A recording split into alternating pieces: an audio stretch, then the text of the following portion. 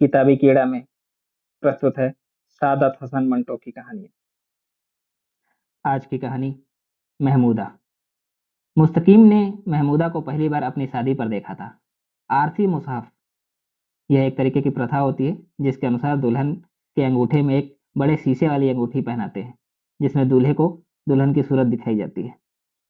शादी में आरसी मुसहफ की रस्म अदा हो रही थी कि अचानक उसे दो बड़ी बड़ी असाधारण रूप से बड़ी आंखें दिखाई दी। वे महमूदा की आंखें थी जो अभी तक कुंवारी थी। मुस्तकीम औरतों और लड़कियों के झुरमुट में घिरा हुआ था।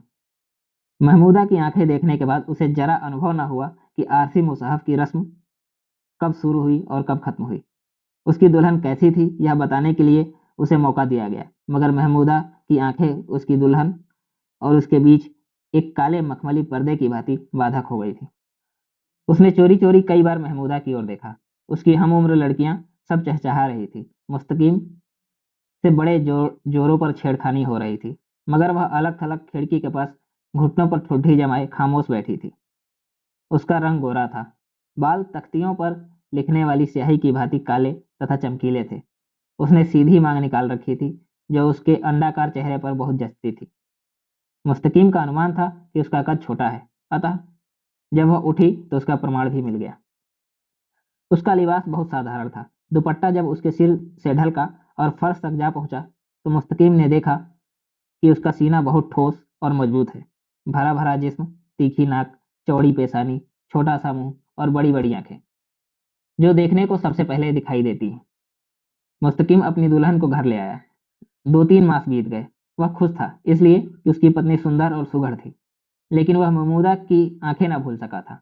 उसे ऐसा महसूस होता था कि वह उसके दिल और दिमाग पर छा गई है। मुस्तकीम को महमूदा का नाम मालूम नहीं था। एक दिन उसने अपनी बीवी कुलसुम से यूं ही पूछा, वह लड़की कौन थी जो हमारी शादी पर जब आरसी मुसाहब की रस्म अदा हो रही थी एक कोने में खिड़की के पास बैठी थी? कुलसुम ने जवाब दिया, मैं क्या कह सकती हूँ, उस वक्त कई लड़कियां थी, मालूम नहीं आप किसके बारे में पूछ रहे हैं।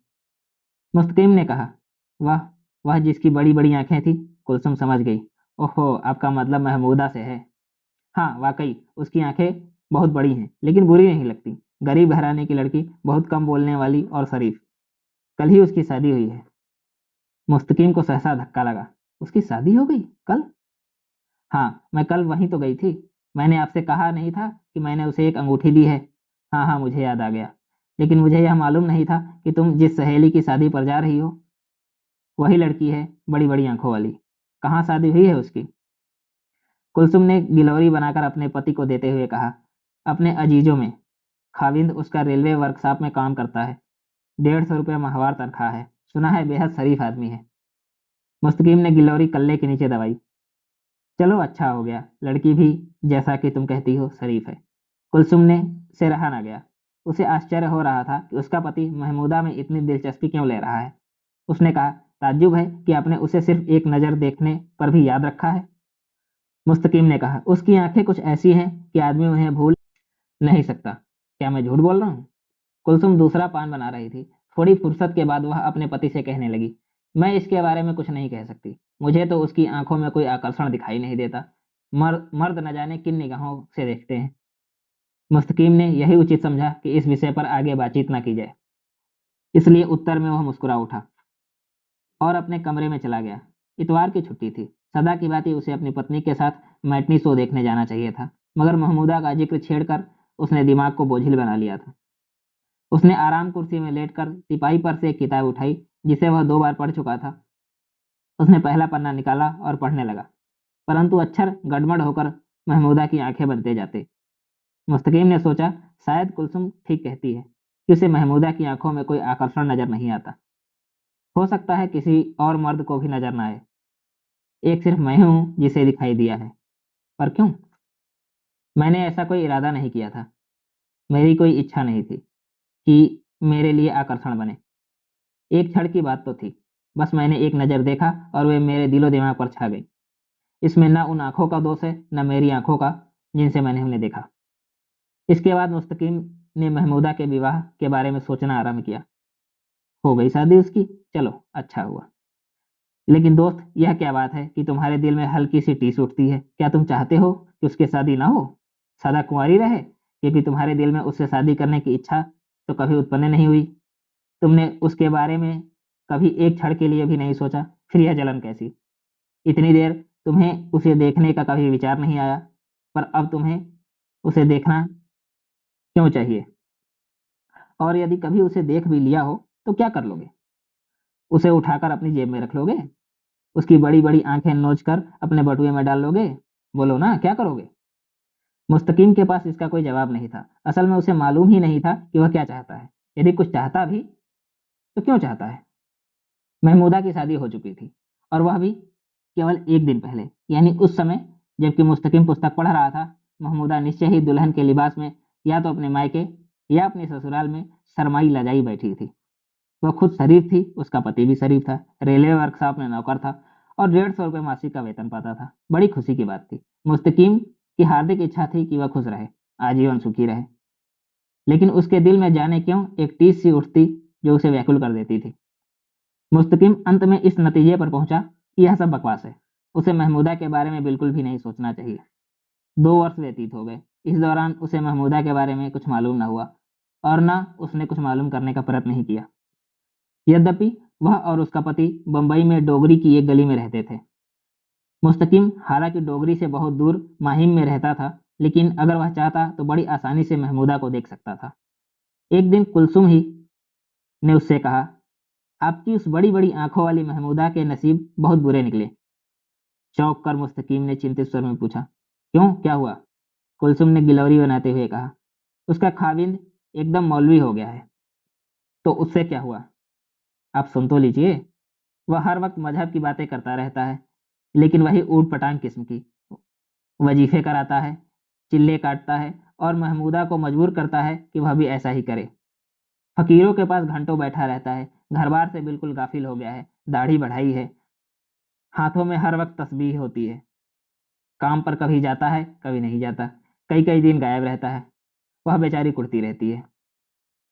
घर में खाने को कुछ होता नहीं, इसलिए फाके करती है, और जब उससे शिकायत करती तो आगे से जवाब यह मिलता है, फाका कसी अल्लाह तबारक ताला को बहुत प्यारी है। कुलसुम ने सब कुछ एक सांस में कहा। मुस्तकिम ने पंदनिया से थोड़ी सी छलिया उठाकर मुंह में डाली। कहीं दिमाग तो नहीं चला गया उसका? कुलसुम ने कहा। महमूदा का तो यही ख्याल है। ख्याल क्या, उसे तो यकीन है। गले में बड़े बड़े मनकों वाली माला डाले फिरता है, कभी कभी सफेद रंग का चोला भी पहनता है। मुस्तकिम गिल्लौरी लेकर अपने कमरे में चला गया और आराम कुर्सी पर बैठकर सोचने लगा, यह क्या हो गया? ऐसा पति तो बड़ा दुखदाई होता है। गरीब किस मुसीबत में फंस गई। मेरा ख्याल है कि पागलपन के कीटाणु उसके पति के अंदर शुरू से ही मौजूद होंगे, जो अब एकदम से उभर आए हैं। लेकिन सवाल यह है कि अब महमूदा क्या करेगी? उसका तो यहाँ कोई रिश्तेदार भी नहीं। कुछ शादी करने लाहौर से आए थे और वापस चले गए थे। क्या महमूदा ने अपने माँ बाप को लिखा होगा? नहीं नहीं, उसके माँ बाप तो, जैसे कि कुलसुम ने एक बार कहा था, उसके बचपन में ही मर गए थे। शादी उसके चचा ने की थी। डोंगरी, डोंगरी में शायद उसकी जान पहचान का कोई हो, लेकिन नहीं, अगर जान पहचान का कोई होता तो वह फांके क्यों मारती? कुलसुम क्यों ना उसे अपने यहाँ ले आए? पागल हुए हो मुस्तकिम?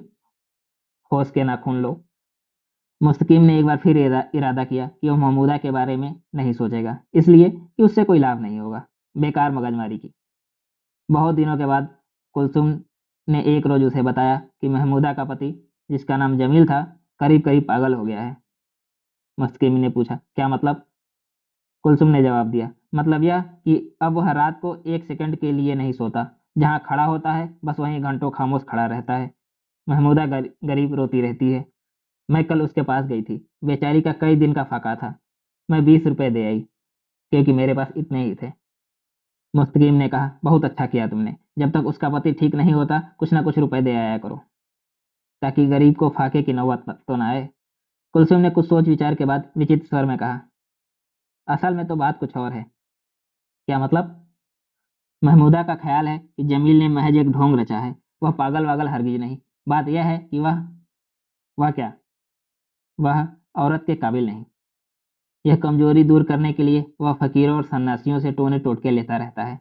मुस्तकीम ने कहा, यह बात तो पागल होने से ज्यादा अफसोसजनक है। महमूदा के लिए तो यह समझो कि घरेलू जिंदगी एक सजा बनकर रह गई है। मुस्तकीम अपने कमरे में चला गया और महमूदा की दुर्दशा के बारे में सोचने लगा। स्त्री का जीवन क्या होगा जिसका पति सर्वथा निष्क्रिय है?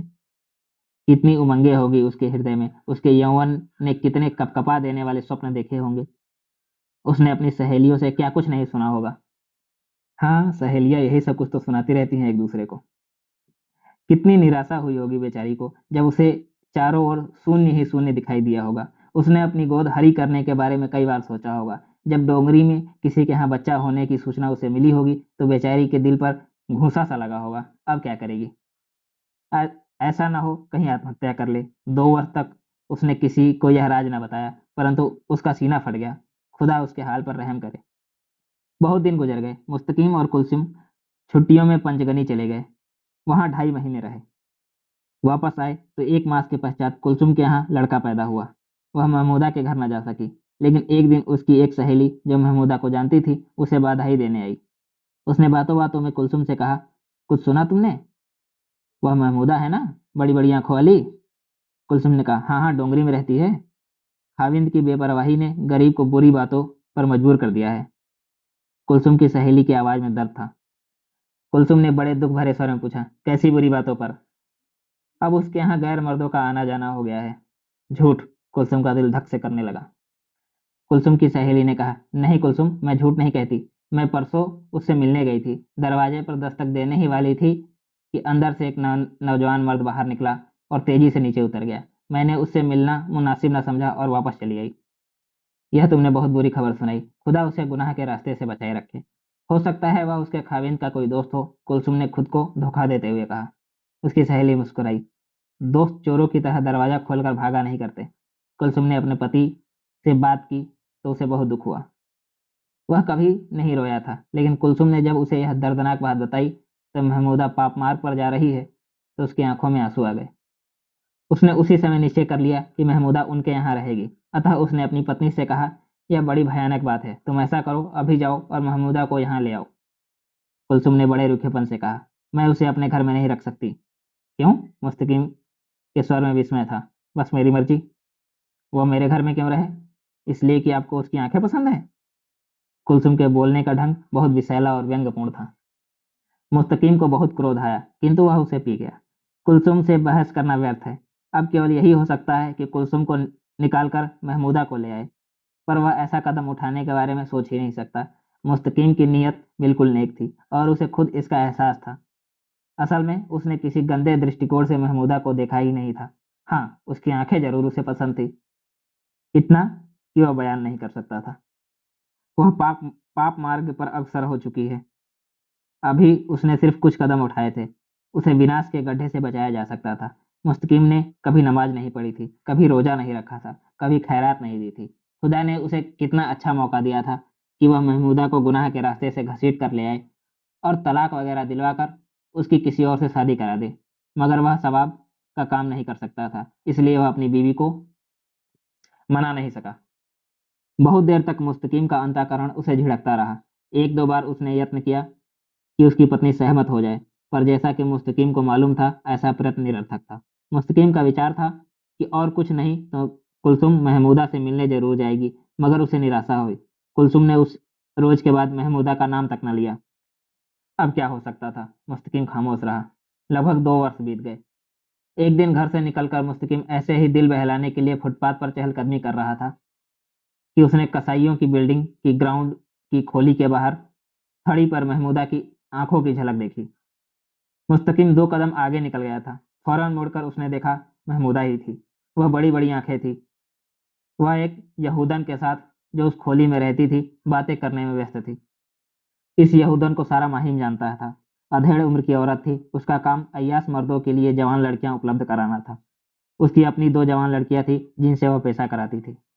मुस्तकीम ने जब महमूदा का चेहरा बड़े ही बेहुदा तरीके से मेकअप किए हुए देखा तो वह लरज उठा। अधिक देर वह दुखद दृश्य देखने की शक्ति उसमें न थी। वहां से फौरन चल दिया। घर पहुंचकर उसने कुलसुम से इस घटना का जिक्र न किया, क्योंकि अब जरूरत ही नहीं रही थी। महमूदा अब पूर्णतः शरीर बेचने वाली औरत बन चुकी थी। मुस्तकीम के सामने जब भी उसका बेहुदा कामोत्तेजक रूप से मेकअप किया हुआ चेहरा आता तो उसकी आंखों में आंसू आ जाते। उसका अंतःकरण उससे कहता, मुस्तकीम, जो कुछ तुमने देखा है उसका कारण तुम हो। क्या हो जाता यदि तुम अपनी बीवी की कुछ दिनों की नाराजगी बर्दाश्त कर लेते? ज्यादा से ज्यादा इस अरसे में वह मायके चली जाती, मगर महमूदा की जिंदगी उस गंदगी से बच जाती जिसमें वह इस समय धंसी हुई है। क्या तुम्हारी नीयत नेक नहीं थी? अगर तुम सच्चाई पर थे और सच्चाई पर रहते तो कुलसुम एक ना एक दिन अपने आप ठीक हो जाती। तुमने बड़ा जुल्म किया, बहुत बड़ा पाप किया। मुस्तकीम अब क्या कर सकता था? कुछ भी नहीं। पानी सिर से गुजर चुका था, चिड़िया सारा खेत चुग चुग गई होंगी। अब कुछ नहीं हो सकता था। मरते हुए रोगी को अंतिम समय ऑक्सीजन सुंघाने वाली बात थी। थोड़े दिनों के बाद बंबई का वातावरण सांप्रदायिक दंगों का कारण बड़ा भयंकर हो गया था। बंटवारे के कारण देश के चारों ओर विनाश और लूट का बाजार गर्म था। लोग धड़ाधड़ हिंदुस्तान छोड़कर पाकिस्तान आ रहे थे। कुलसुम ने मुस्तकीम को मजबूर किया कि वह भी बंबई छोड़ दे। अतः जो पहला जहाज मिला उसकी सीटें बुक करा के मियाँ बीवी कराची पहुंचने के लिए तैयार हो गए और वहां जाकर छोटा मोटा कारोबार शुरू किया। 2.5 बरस बाद इस कारोबार में उन्नति होने लगी, इसलिए मुस्तकीम ने नौकरी का विचार त्याग दिया। एक रोज शाम को दुकान से उठकर वह टहलते हुए सदर जा निकला। जी चाहा एक पान खाए। 20-30 कदम के फासले पर उसने एक दुकान देखी जिस पर काफी भीड़ थी। आगे बढ़कर वह दुकान के पास पहुंचा। क्या देखता है कि महमूदा बैठी पान लगा रही थी। झुलसे हुए चेहरे पर उसी किस्म का भद्दा मेकअप था। लोग उससे गंदे गंदे मजाक कर रहे थे और वह हंस रही थी। मुस्तकीम के होशो हवास गायब हो गए। सोच रहा था कि वहां से भाग जाए कि महमूदा ने उसे पुकारा, इधर आओ दूल्हे मियाँ, तुम्हें एक फर्स्ट क्लास पान खिलाएं। हम तुम्हारी शादी में शरीक थे। मुस्तकिम बिल्कुल पथरा गया। यह थी सादा हसन मंटो की कहानी, महमूदा।